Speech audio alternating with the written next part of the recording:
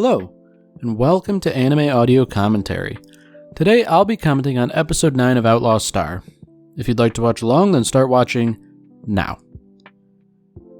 So last we left off, Jean and crew managed to see off those pirates, and they sort of fled the planet, in so doing putting themselves on the wrong side of the Port Authority. And even when they did escape the planet, which itself was sort of a touch-and-go thing given Jean's piloting abilities, they found that there were several pirates with grappler ships waiting for them. However, Jean proved to be a natural with a grappler ship and was able to defeat 3 opponents, essentially by himself. So, with that in mind, Jean and the crew have decided to sort of set a course for an area dominated by other pirates in hopes that the pirates that are currently after them won't follow. However, that's no guarantee, and frankly, I think the Outlaw Star is going to get on the wrong side of 2 groups of pirates.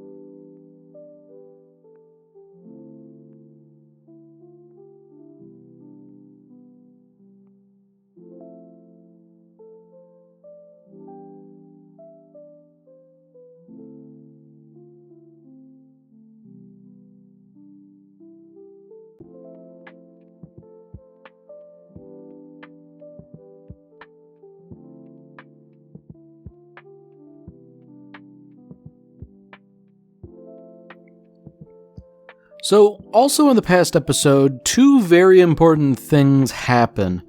Suzuka is now just a part of the crew now, you know. She was led on by Jean, and ever since then, I guess she's sort of put the idea that she wanted to kill him behind her. You know, maybe allegedly. She certainly hasn't tried to kill him again, so, you know, I guess we can take that for what it's worth. The other important thing is that while Jean was poisoned in the past episode, Melfina actually stepped up to heal him of this poison through means and methods that aren't exactly clear. You know, she sort of took Jean into her little pod from which she controls the ship, but, you know, that seemed to me that it was more of an interface between her and the ship, but, you know, maybe not. Maybe it serves a greater purpose. I mean, this whole thing sort of implies that Melfina is capable of far more than she is, you know, initially assumed to be capable of. You know, we do know she interfaces with the ship, but, you know, healing doesn't exactly fall within the piloting skill set.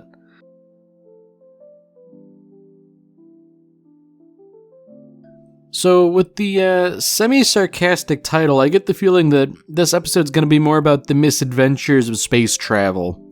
I mean, if that little cold open of Jean dropping his gun on his foot when he was trying to holster it wasn't enough of a clue, then I get the feeling that the primary antagonist of this episode isn't going to be Eijitan Clan, the Katarl who's after them, or any variety of space pirates, but rather it's going to be logistics. You know, it seems like managing food and rations and water and, well, I guess all the other necessities one would need on a self-contained spaceship, like managing all that's probably going to be the big issue. Because on the one hand, I feel like Jim is the sort of analytical mind who is well suited to logistics and managing things like this. But on the other hand, he's going to have to deal with Jean and Melfina and Suzuka. And I feel like no one of that group is especially adverse to logistics and all that. But I feel like the three of them, just sort of in concert, will be a bit of a problem. Mainly spearheaded by Jean, if I had to guess. I mean, already, the guy's not struggling, but he's putting a damper on things just by sleeping in.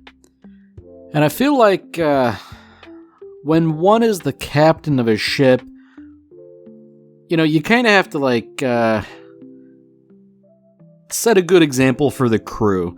I mean, this is sort of like an informal setting. It's not like a military vessel where the captain, could face court-martial or something like that. But, yeah. So that's interesting. There are maintenance issues on the ship.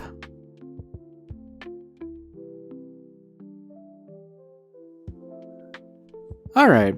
So that's actually kind of interesting. It seems like the impromptu takeoff and space combat caused a mess just because not everything had been secured for takeoff.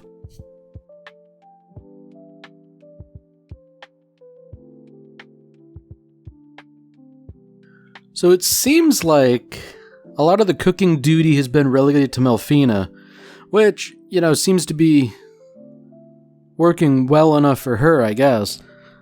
Although the question is, after a bumpy takeoff and space combat, what real provisions would have survived such a thing? Because I feel like, maybe canned goods, really. Oh dear. So I guess things are coming to a head here. Jean is fairly unconcerned about all the financial issues they're about to be under. And, understandably, Jim, being the guy who handles a lot of this stuff, is duly concerned.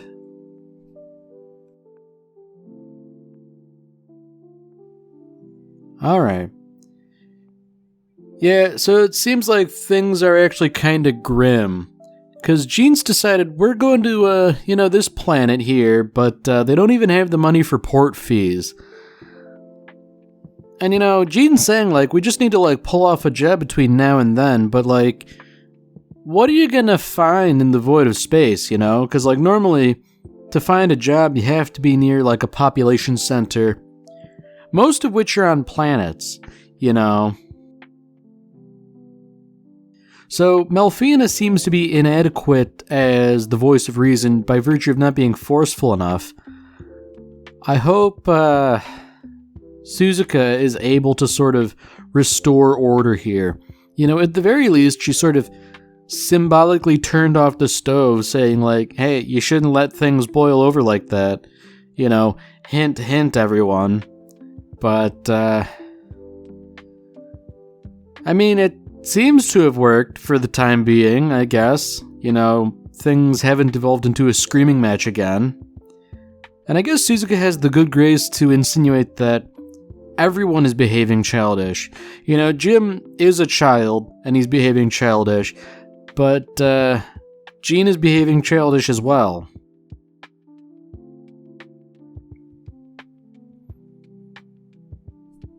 Ooh. So even Melfina's confiding that, Jean, you're acting erratically. What's going on here? And it seems like there might be something going on here. Something deeper. I guess only time will tell, really.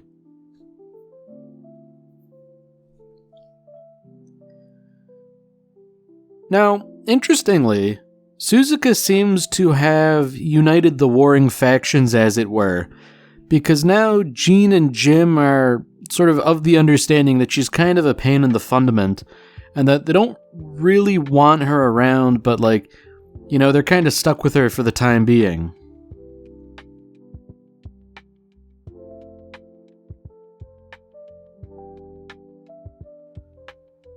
Alright, so Jean's imparting some wisdom from his father.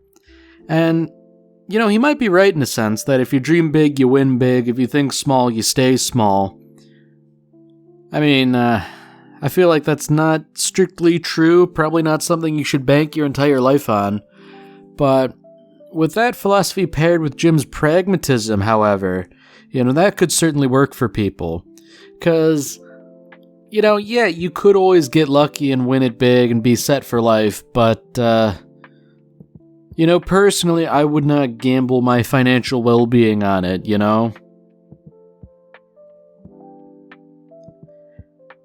Yeah, so it really seems like everyone's just suffering by virtue of having to live with other people. And, I can certainly relate to that. Having roommates, especially unwanted roommates, is a little bit less than ideal, but the thing that normally solves the problem is discussing the issue rather than acting all passive-aggressive about things. I mean, at least Melfina seems to be amiable with everyone.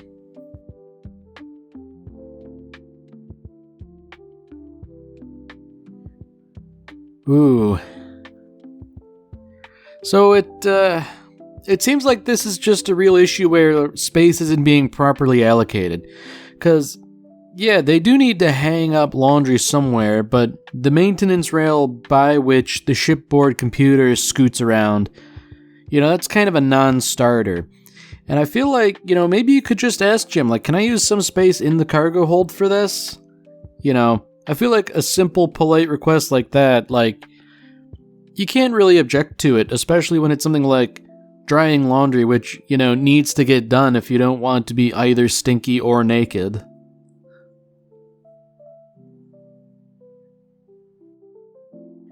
So it seems like Gene's plan of just, finding something along the way to cover for fees is coming together a little bit.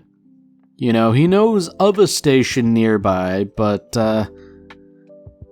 it seems like his knowledge of a plan isn't sufficient to assuage Jim just yet.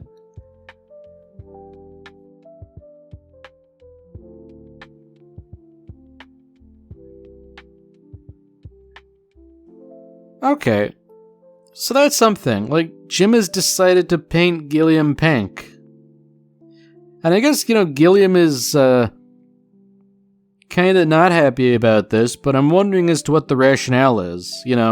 Does that little drone serve a different purpose or what?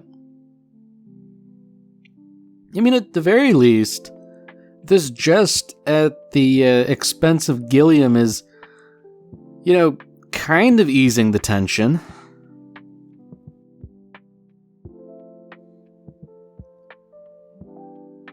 Yeah, alright. Well, I guess Gene's making a good attempt to smooth things over, hey, we found a station and all that, but, I feel like he's sort of leaving out the idea that he was going to try and find a job and thereby secure money. I get why Jim is still kinda upset at him over this whole thing, but, maybe lead with, the benefits if you're gonna oppose this line of action,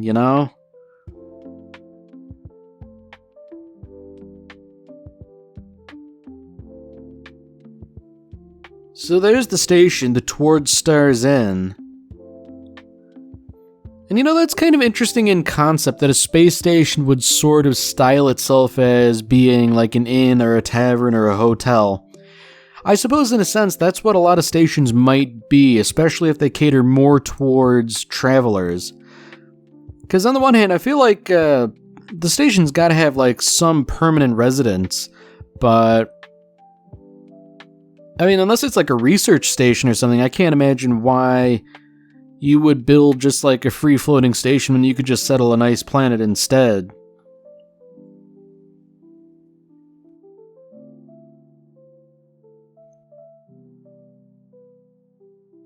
So, Gene again mentions getting a job, but he's awfully vague on what that job is. And at the same time, Suzuka's decided that she needs to attend to some business elsewhere, which, probably means she's going to be killing someone. That doesn't bode well. I feel like that's probably going to come back on the crew of the Outlaw Star at some point. Now, Gene, despite saying he was going to go get a job, he's actually decided to eat a lavish meal at a restaurant, which, I feel like they don't have the funds for a meal like this, so it's really only going to put him in the hole. And with Gene continuously just sort of egging Jim on, I feel like this is only going to go poorly. Because Melfina's, at this point, still something of a neutral observer, saying like, oh, everyone's eating, maybe I'll eat too, but, well, never mind, she's not even doing it, she's just, sort of feeding into them. Ooh, alright, that's interesting. So Melfina's noticing that Jim's not himself either. Yeah, so it seems like everyone's just kinda struggling and not quite themselves. I guess it makes sense given everything that's been going on. Fighting off pirates, fleeing the planet, engaging in space combat. Although it seems to me that if anyone could sort of cement the group back together, it would be Melfina.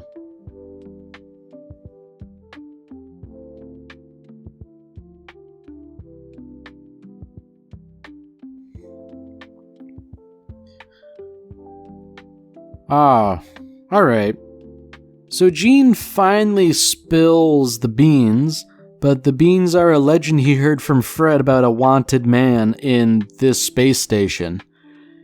And, I feel like you probably shouldn't be banking on a legend, especially when it's got a sort of unrealistic amount of money as the bounty, Or I feel like if the legend is real and they do catch the guy, even successfully, I feel like all the collateral damage they'd cause in the process would sort of wipe out the money they gained as reward.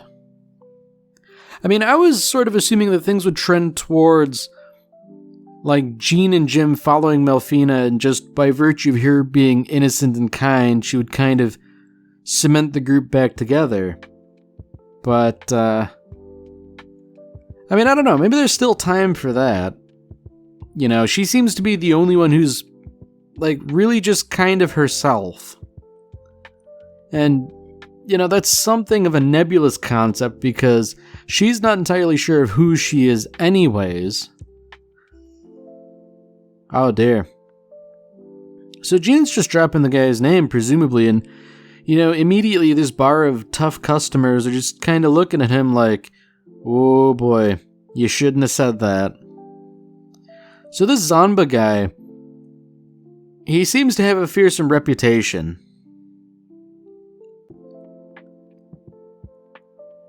Ooh. So the bartender, he's not exactly painting a rosy picture here. It's like, look, if you're gonna go after this guy, at least tell me your height and weight, because I'm gonna have to order a coffin for you. So that bodes poorly.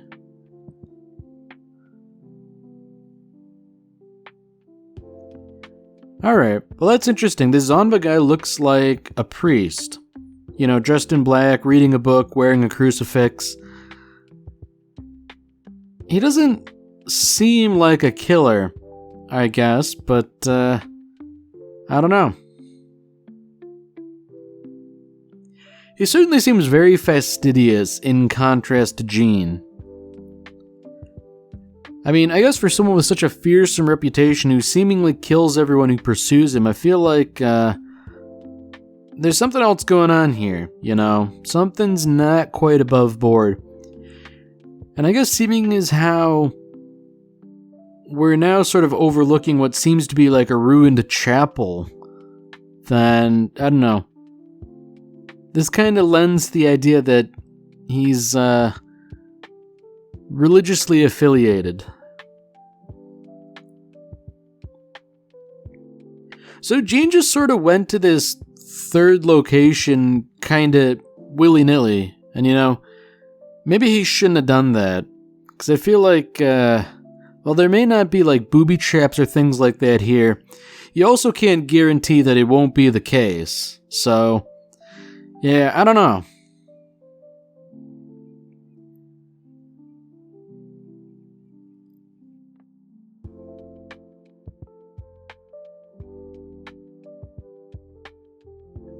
With knives springing out of his arms, this Zonba guy seems kind of dangerous, but Jean just dispatched him fairly handily.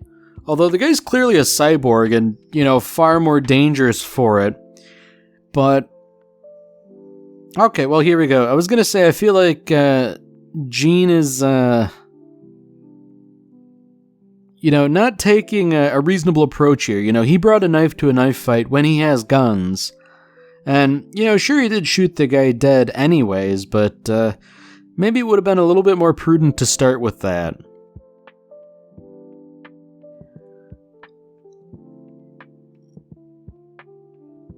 Alright. So the upshot is they do get some money, but not the full thing, because it was just like a cyborg and not the actual guy, I guess. So, maybe they're not as poor off as they were initially, but they didn't exactly make the windfall Jean had sold to Jim. Ooh. Okay, so with Suzuka showing up, I think she killed the actual guy, thus securing financial security for the Outlaw Star. Oh dear.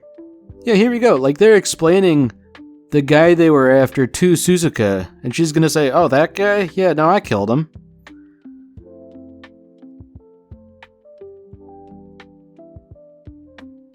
Okay, so she's not elaborating on how much money she got. She calls it a trifle amount, which I imagine is actually quite a lot. Oh, there we go. The police girls in the background are like, oh yeah, no, she did do it. She got the 10,000 wong bounty. Wow. So, at least Jean and Jim can sort of find solace in the fact that they're in the same boat together, I mean, I guess Suzuka got the bounty for the group, even if she need not necessarily share it, but, man.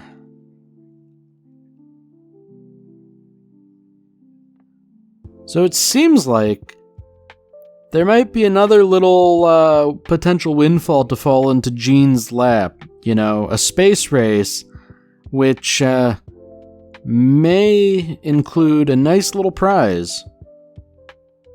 Well, I take that back. The prize isn't money, the prizes are the McDougals who are involved.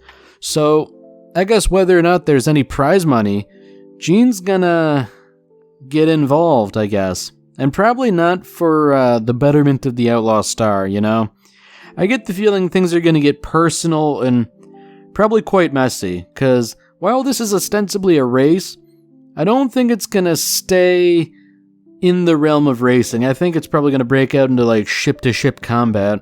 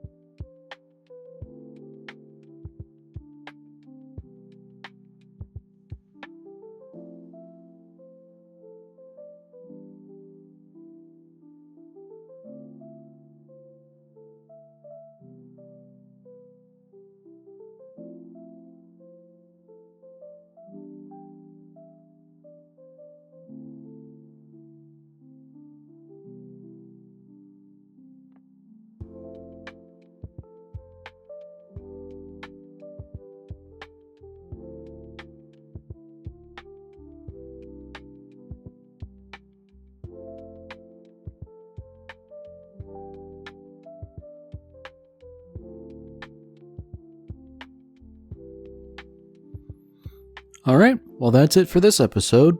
If you've enjoyed it, then by all means, tune in for the next one. See you, Space Cowboy.